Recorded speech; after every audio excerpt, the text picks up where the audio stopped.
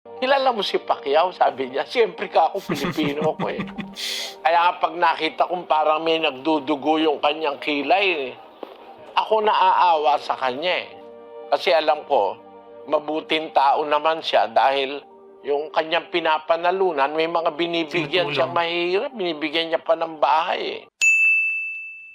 Magandang araw po sa inyong lahat. Sir JR po ng Usap-Usap University, and we are back na naman po mga ka-youthie sa ating regular po na episode.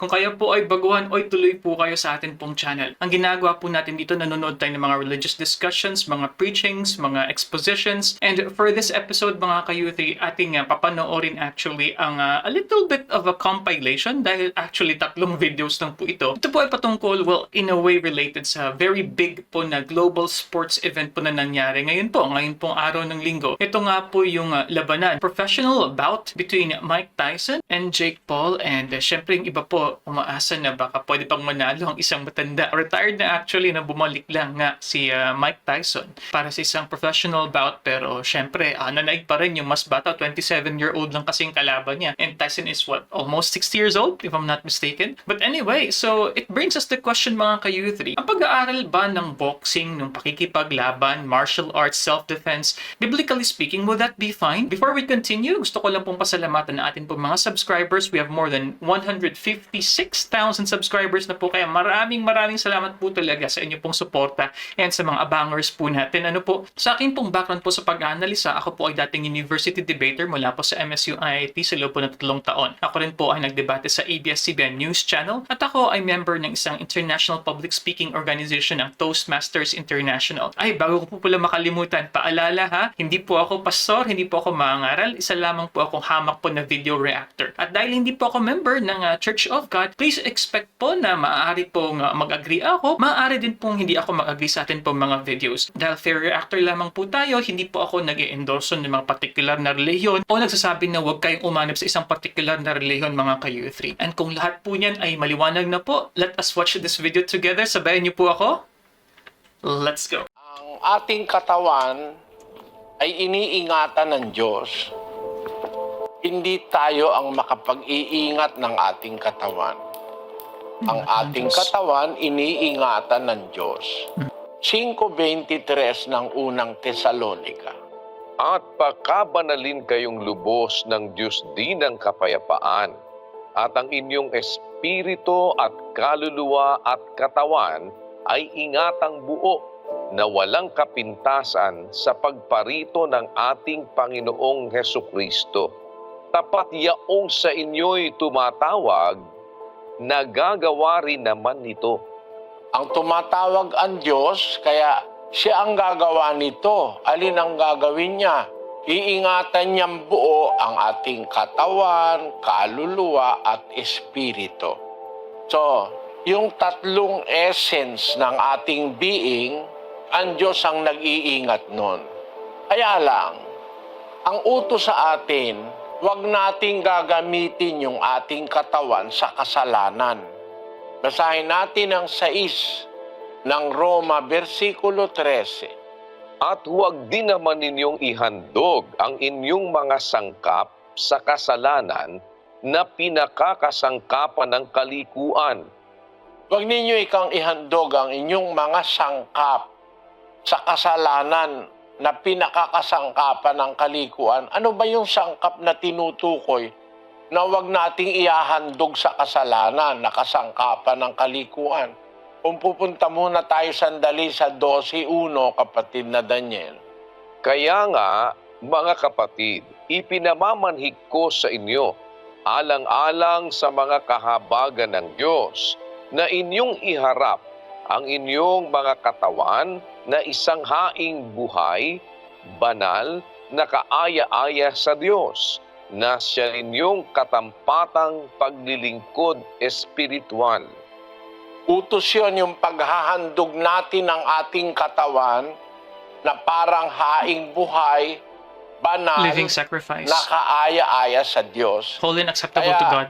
Samantalang iniingatan ng Diyos ang ating katawan, kaluluwa at espiritu, utos naman sa ating ihandog natin sa Diyos to dedicate unto God our bodies, ang sabi doon, present your bodies a living sacrifice. Yep. Holy and acceptable unto God, which That's is right. your reasonable service. Kaya, ang paghandog, ang katawan natin, dapat inihahandog natin sa Diyos, parang haing buhay. Anong kahulugan nun? Ng paghandog natin sa ating katawan sa Diyos na haing buhay. Balikan ngayon natin ang sa stress, kapatid na Daniel.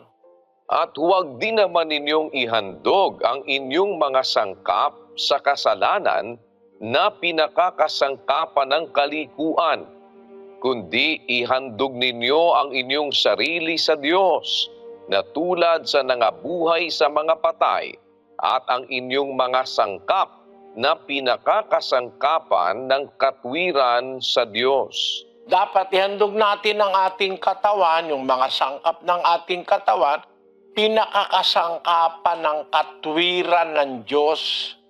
Maging instrument tayo ng God's righteousness. Doon natin ihahandog yung katawan, hindi sa kasalanan. Meron tao, inihahandog niya yung kanyang katawan para upahan siya. Merong mga tao, yung katawan nila, ginagamit dahil sa pag-ibig sa pera. Meron naman, ang tawag, gun for hire. Siya ang taga-kalabit ng gatilyo. Yung kanyang katawan, ginagamit niya, nagpapaupas siya sa mga korap at sa mga taong masama. Patayin mo kayon, may 1,000 ka. 1,000 lang pumapatay na ngayon Inihahandog yung kanilang katawan sa kasalanan, kasangkapan ng kalikuan. Hindi kagaya ni Job. Pakinggan niyo ang ginawa ni Job sa Job 29:15. Ako'y naging mga mata sa bulag, at naging mga paa ako sa pilay. Yung kanyang mga sangkap ng katawan, gaya ng mata niya, ginamit niya para tulungan ng bulag. Inihandog ni Job ang kanyang sangkap ng katawan para makatulong sa kapwa. Pinakakasangkapan ng kabutihan ng Diyos. Yung kamay natin, ihandog mo sa Diyos na gumawa ng mabuti. Mag-abot ng tulong, umalalay sa mga nangangailangan. Yun ang paghahandog sa Diyos ng mga sangkap ng ating katawan. Okay. Dahil po na-mention dito ni Brother Eli yung patungkol nga po sa sangkap ng katawan, gusto ko lang pong i-clarify, no? So, yung essence ng ating katawan, ito yung body, soul, and spirit. Tama po ba mga ka-U3? So, sinasabi po rito na dapat nating i-offer as a living sacrifice. Pero kung titingnan po kasi natin, isang posible na maging argumento ng mga practitioners po ng martial arts is it's for self-defense. And that's the number one thing, that we have to do. Protect your own existence, mga ka-U3. And that is done by protecting yourself through self-defense classes. Pero yun nga, kung isipin mo rin po kasi, ang mga gawain po nito ay violent din, no? May mga sekta po talaga na napoprohibit sa kanilang mga members na sumali at mapabilang sa hanay ng mga kapulisan o mga kasundaluhan. So that's the logic because they feel na it's too violent. It doesn't encourage peace. Pero yun nga, in order for a society to survive, meron talagang law enforcement. Yung state-sponsored na lakas, state-sponsored quote-unquote violence man yan para makontrol ang peace and order. So ang question dito naman, going back, is ang boxing ba or martial arts, ito ba ay maling paggamit ng ating body, no, bilang isa sa tatlong essence ng ating pagkatao? Meron yung kanilang sangkap, ginagamit nila sa kasalanan. Ang talagang nakasulat sa Biblia, ang nag-aalaga ng ating katawan, ang Diyos. Umpisahan natin sa Mateo Kapitulo 6. Ganito ang ating mababasa. 6:25. Kaya nga, sinasabi ko sa inyo, huwag kayong mga balisa sa inyong pamumuhay, kung ano baga ang inyong kakanin o kung ano ang inyong iinumin, kahit ang sa inyong katawan, kung ano ang inyong daramtin. Hindi baga mahigit ang buhay kaysa pagkain at ang katawan kaysa pananamit? Masdan ninyo ang mga ibon sa langit na hindi sila nangagkakasik, ni nagsisigapas, ni nangagtitipon man sa mga bangan. at sila'y pinakakain ng inyong Ama sa kalangitan. Hindi baga lalong higit ang halaga ninyo kaysa kanila?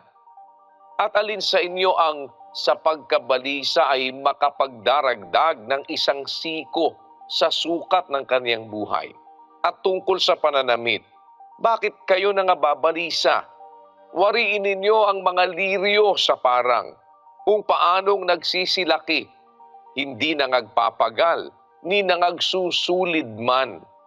Gayon may sinasabi ko sa inyo, na kahit si Salomon man sa buong kaluwalhatian niya ay hindi nakapaggayak na gaya ng isa sa mga ito. Ngunit kung pinararamtan ng Diyos ng ganito ang damo sa parang, na ngayon ay buhay, at sa kinabukas ay iginagatong sakalan, hindi baga lalong-lalo na kayong pararamtan niya o kayong mga kakaunti ang pananampalataya? Kaya huwag kayong mga balisa na magagsabi, ano ang aming kakanin, o ano ang aming iinumin, o ano ang aming daramtin. Sapagkat ang lahat ng mga bagay na ito ay siyang pinaghahanap ng mga hentil, yamang talastas ng inyong Ama sa kalangitan, na kinakailangan ninyo ang lahat ng mga bagay na ito. Siya ang may bahala sa lahat eh. Yun eh kang ibon. Hindi naman eh kayo nagtatanim. Hindi naman yun naghahasik. Hindi naman yun nagbabangan. Hindi nag-iistoryon. Pero wala kang makikitang ibon na matay ng gutom. Yun namang mga lilis, yung mga liryo, yung mga damo. Eh hindi naman eh kayo nagsusulid. Hindi naghahabi. Pero ang damit nila, ang itsura nila, kung titignan mo, pati mga colors nila. Ang ganda. Sabi nga ni Cristo, si Solomon, sa kayamanan niya at sa kalwalati niya, hindi siya nakapagdamit ng gaya ng mga ito, ng lilies of the valley. Yung mga damo na ngayon ay napakaganda, bukas ay susunugin. Eh mahigit eh kakayo sa mga ito, kaya huwag kayong mabalisa tungkol sa inyong katawan kung ano ba ang inyong daramtin. Ibig sabihin, pati katawan natin, pati kaluluwa natin, pati espiritu natin, ang Diyos talaga ang nangangalaga dyan. Ang atin namang tungkulin, ihandog naman natin ang ating katawan sa paggawa ng mabuti. Isang handog na buhay, kaaya-aya sa Diyos na paglilingkod nating espiritual. Kaya ang punto ko rito, kung masisira yung katawan mong iniingatan ng Diyos, boxing, hindi na ako makikipag-boxing. Isipin mo, meron kasing nabo-boxing na-straight, baksak, Yep. patay. I totally agree with the violent nature mga ka-U3 ng boxing. Actually, kung ikukumpara mo po yung mga injuries mo, yung severity nga po, head trauma po kasi ulo talaga yung napupuruhan. At ang kaiba po nito sa mixed martial arts or yung tinatawag po natin na commonly known as UFC or 1FC mga ka-U3. Pwedeng sipa sa katawan, pwedeng sa paa, pero yung boxing kasi talagang upper body mo, no? Ang matatamaan, pwedeng internal bleeding po sa inyong body parts. At syempre, pwedeng head trauma dahil nga po bumabangga po talaga yung suntok sa ating mga ulo. Yung gloves po, hindi po yan technically protection para sa kaaway, kundi protection po ng boxer yan sa kanyang kamay para po hindi ma-injury mga ka-U3. But anyway, I totally agree with the violent nature of boxing. Pero kasi po, depende kung you are a professional boxer or you do it as fitness lamang po na exercise, kasi meron din naman po sa iba bilang parte lamang po ng exercise nila pag lose weight or for mobility, something like that mga ka-U3. Pero kapag may kaaway na nga po, as it is with a street fight or actual na professional fight, talagang pwede po kayong makasakit po talaga ng iba. At sa worst cases, may mga namamatay po talaga as featured by, I think, Kamao documentary dati na award-winning na documentary nata ng GMA7. Maalala ko po yun na kung saan namatay po yung player sa gitna po ng labanan sa blow-by-blow mga ka-U3. Kaya nga pag nakikita ko si Senador Manny Pacquiao nakikipaglaban, nauusal ko, sana naman wag mapupuruhan. Kasi kababayan natin yung Pilipino Right. Mahal natin yun. Tawag pa nga Pride of the Philippines Kahit saan ako pumunta, kilala si Pacquiao Yep. Sa Brazil, kilala si Pacquiao Pag tinanong, ano kayo, Pilipino? Oo, kako. Kilala mo si Pacquiao? Sabi niya, siyempre kako, Pilipino ako eh. Kaya nga pag nakita kong parang may nagdudugo yung kanyang kilay, ako naaawa sa kanya eh. Kasi alam ko, mabuting tao naman siya dahil yung kanyang pinapanalunan, may mga binibigyan siyang mahirap, binibigyan niya pa ng bahay eh. Pero kung ako lang, yung katawan ko, meron akong mas magandang paggagamitan, alam ko. Ang aking katawan ay inihahandog ko sa paglilingkod sa Diyos sa paraang nangangaral ako, naglalakad ako, nagpupuyat ako, nagugutom ako, nagpipigil ako ng ihi, nagpipigil ako ng pwedeng pigilin para lang tuloy-tuloy pangar. Kahit na maiihi na ako, hindi ako pwedeng umalis dito dahil ako ang anchor ng show. Saka si kapatid na Daniel. Pero kung ginagamit natin ang ating katawan sa kabutihan, kasangkapan ng katwiran ng Diyos, hindi naman tayo pababayaan ng Diyos. Kaya nga sabi niya sa mga alagad ng una, huwag kayong mabalisa ukol sa inyong katawan. Ano ba kakanin nyo? Ano ba iinumin nyo? Ano ba ang inyong daramitin? Bahala ang Diyos dyan. Ang Diyos ang nag-iingat ng ating katawan, kaluluwa at espiritu. Pero tama yung perception na kung sa sports, masisira ang katawan mo, siguro iwasan mo. Pero yung mga martial arts, alam ko kapatid, hindi naman ikinasisira ng katawan niya. Ang kailangan lang naman sa atin yung moderation eh. Meron kasing nag-aaral ng martial arts para pumatay ng tao. Yung mapuruhan ka sa liig, bumabaon yung daliri eh. Nung araw kasi nag-aaral kami, tinuturoan kami ng konting martial arts sa high school eh. Ang una, yung bigas, para raw tumigas yung mga daliri, pag gagaganunin ka sa bigas, matagal yun. Pagkatapos ng bigas, buhangin. No? Pagkatapos ng buhangin, bato na.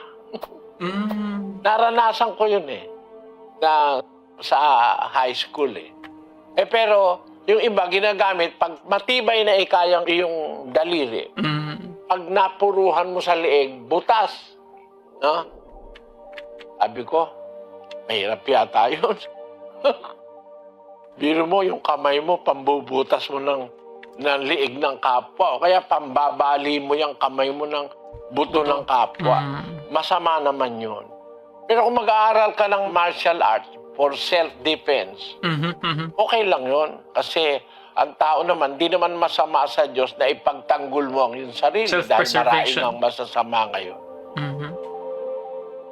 So I was really thinking na 3 videos but I was wrong mga ka-youth. 2 lang po pala, no? So nasa second video na po tayo. Kasi meron po actually mga reliyon na napakapayapa, na never nilang ilagay yung kanilang mga miyembro, sa pagiging police o sundalo because of the belief nga na pagiging pacifist, And then interestingly, if you remember the story of Desmond Doss, kung saan siya ay isang Adventist, na sa kanya naman, siya ay naging sundalo na never ginamit ang baril sa pakikipaglaban sa World War II mga ka-youth dahil isa siyang medic, something like that. So that brings the question nga na quote-unquote ang mga violent na mga gawain na ito ay okay ba sa Biblia mga ka-youth? So second video po, still on a question actually ng isang martial arts practitioner as to martial arts, yung pagtuturo po nito. So let's continue.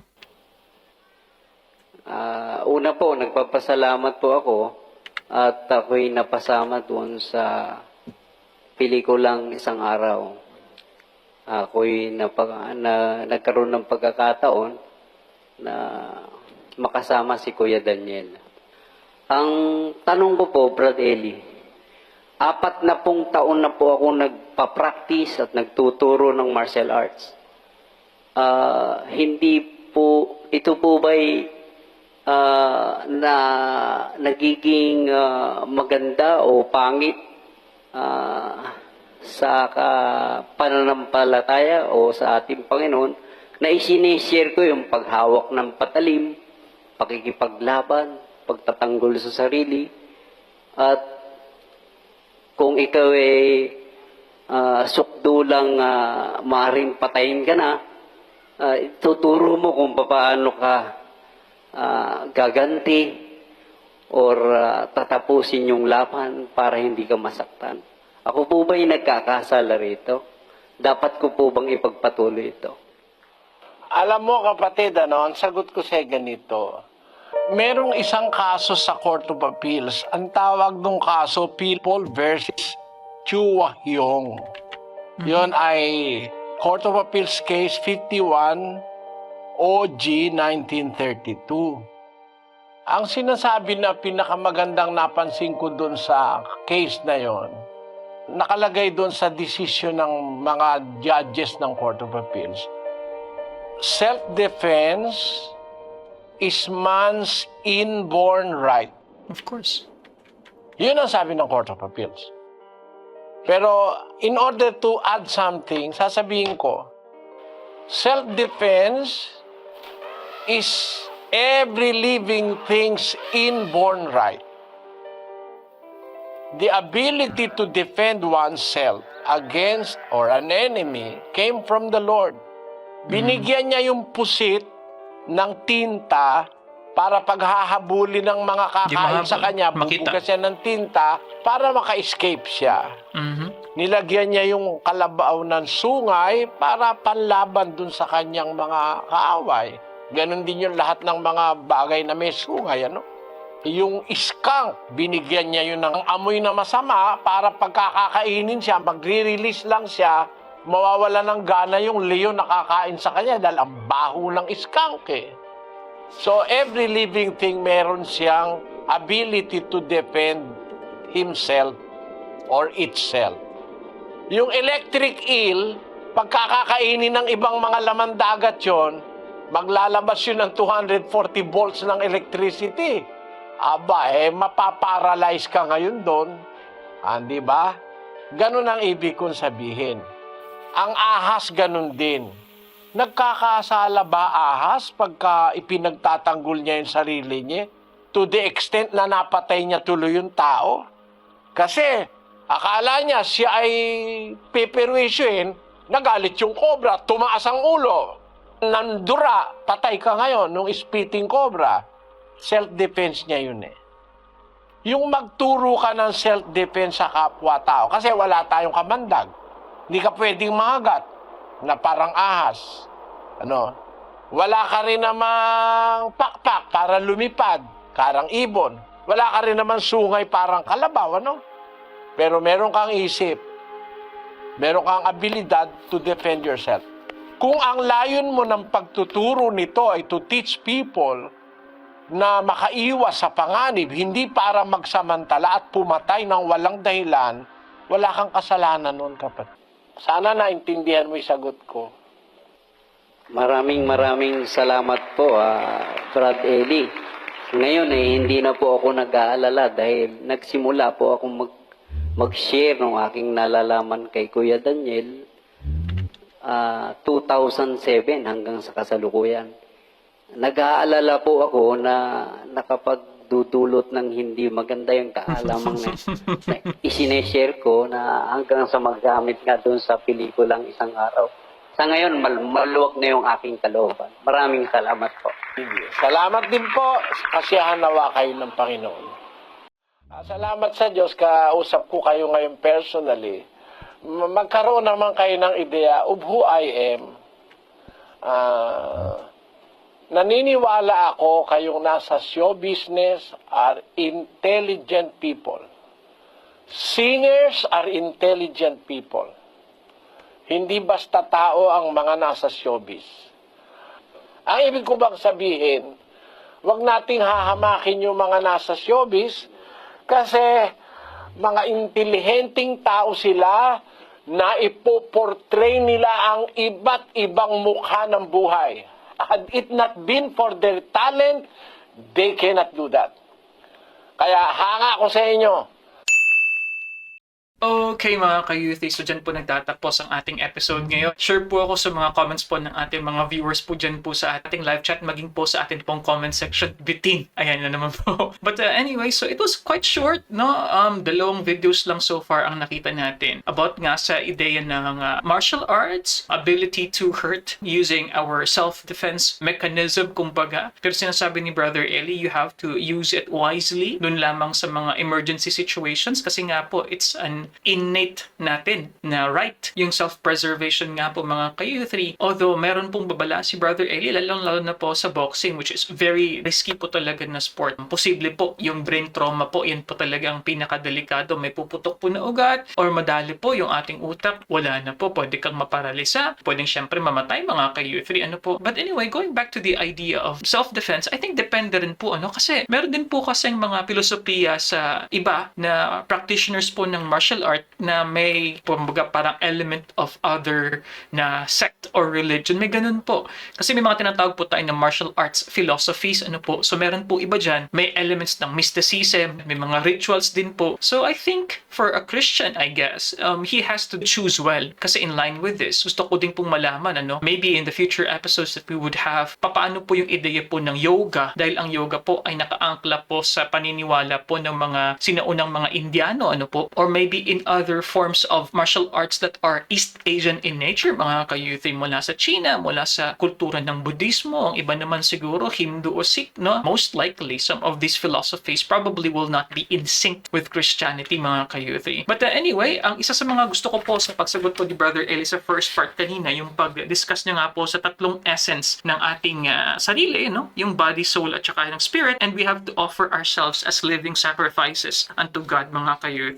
And nagustuhan ko rin po yung pagsabi po ni Brother Eli na as for him, so yung kanyang pag-dedicate na kanyang sarili is sa pangangaral. And it's our responsibility to take care. Dahil nga po, iningatan po ng Diyos ang atin pong mga katawan. So, I think it's just rightful as it is, kumbaga, the temple of the spirit, mga ka-youth, di ba po? But anyway, what can you say about this episode? Meron po ba tayong mga martial arts practitioners po dyan? Dyan po sa comment section, comment po kayo. What can you say about this episode, mga ka-youth? If you like these kinds of contents, you know what to do, mga ka-youth. Baguhan ka, click subscribe. You can also click this video here. You can also click this playlist over here, and I'll see you guys next time. Peace! Bye-bye!